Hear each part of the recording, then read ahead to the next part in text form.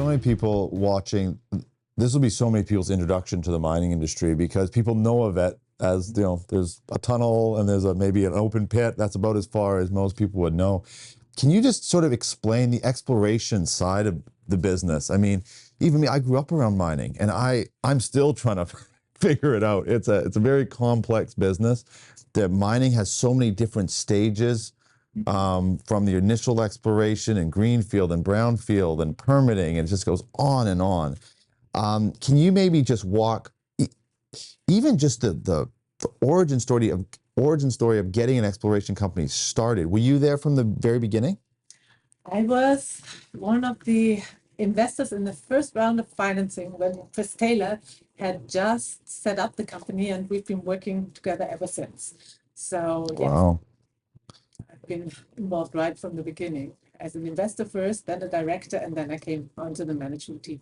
So what is the role of an exploration company? Just for people that don't know, what sort of gets carried out once you have, well, I guess actually first stage, just finding the place where you're going to do exploration. How does it all sort of come together?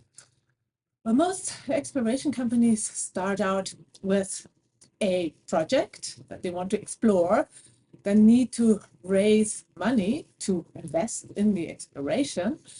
And so typically exploration companies are public companies, most of them. And yeah, so you raise some finance and then you go out and look for mineralization. And it's really, at the end of the day, modern day treasure hunting. Mm-hmm. Obviously much more science than that, but that's really what it is about, to find enough, in our case, copper in the ground to then be able to eventually build a mine that mines that copper. Yeah. And the way you do that is geologists, obviously, it's their training. They go out prospect, look what's on the ground, look at what the rocks are, look at what the soils are, and you might then find anomalous areas. In our project, there are areas where there's lots of copper on surface. So that's one sort of data point that tells you, okay, there's something going on.